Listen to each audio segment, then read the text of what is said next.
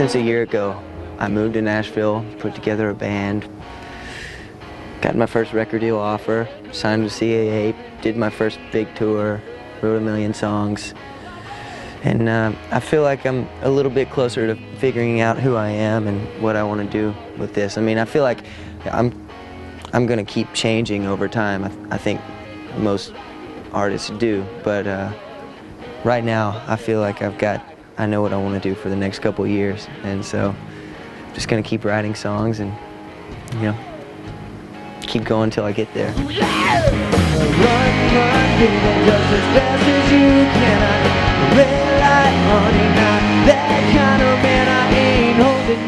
When I was 11, I met this guy in a music store named Roosevelt Twitty, old Delta blues guy, you know, and I used to go over to his house and we would just sit in the dark and listen to Lightnin' Hopkins, and he turned me on to all this old school blues, and I think he's 67 now, but he lives in Paris, Texas, like the real deal, man, like just plays because he loves it, and that's what really inspired me.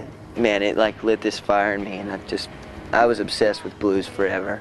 You know, I don't know if I'm going to be able to have a career just playing straight blues, even though that's what I listen to when I go home. And then whenever I got into high school, I heard the Black Crowes, and I was like, oh yeah, this is where it's at. This is awesome, because it was like them taking the blues and putting their twist on it and like turning their amps up a little bit.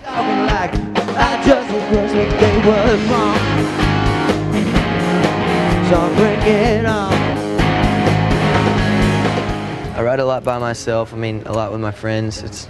I've got some friends over at BMI in Nashville who've just been hooking me up with all these A-list writers, and probably got over 300 songs in the last year. And I mean, a lot of good ones, a lot of bad ones. So once I started just kind of like getting out of the box a little bit and just writing whatever I felt like writing. I mean, like, I've written some like cheesy pop songs. I've written some like really cool rock songs.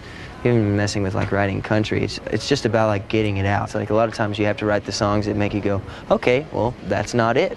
I've written a few of those, and then I've written some that are like, I want to play this with my band and play this and share this with people. I asked John Mayer, I was hanging with him just briefly at the Sunset Marquee one night. He walked in and like, I was like, hey man, you know, I really liked your last record and I appreciate your music, that sort of thing. And he's like, yeah, so are you a writer? And I said, yeah. He said, listen, one piece of advice. Take your 8 best songs and make them your 8 worst songs.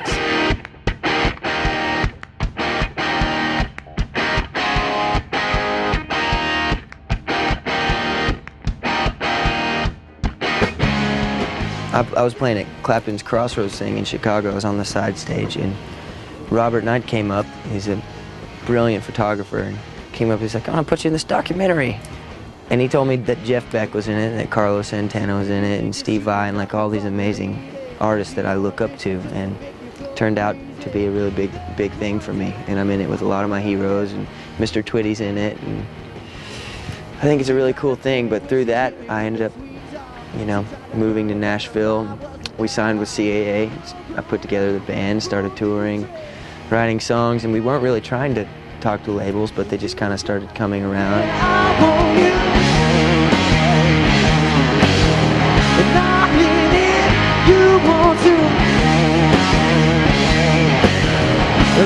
I asked for the pink guitar because, like I said, I was obsessed with Elvis, and he had the Cadillac, and I was like, that's really cool. Like, it takes a cool guy to pull that off. And whenever I became friends with the guys at Fender, I got this bad boy. So yeah, I get a lot of hard time on the road, like, guys, why are you playing a pink guitar? But normally their girlfriends are like, I like your guitar.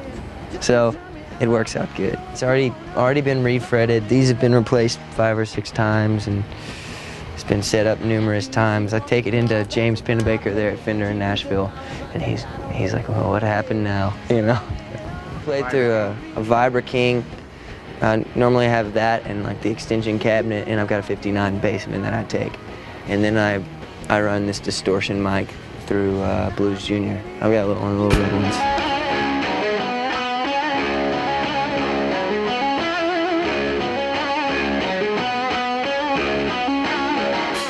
Yeah, so I got on BB's tour bus, and I walked in and he said, you must be a guitar player.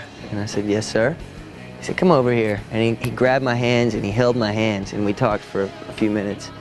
And he said, listen, I want you to get high on music and women, no drugs. And I said, yes, sir. He said, promise me. I was standing there like shaking, like holding B.B. King's hands, like the hands that changed music, and it was pretty incredible. And I told my mom that. She's like, you promised B.B. King, can't do drugs. I'm like, that's right. You drive me crazy for a night. Guess what she needs before she leaves. Like this, I'm just waiting. You see me coming back to me.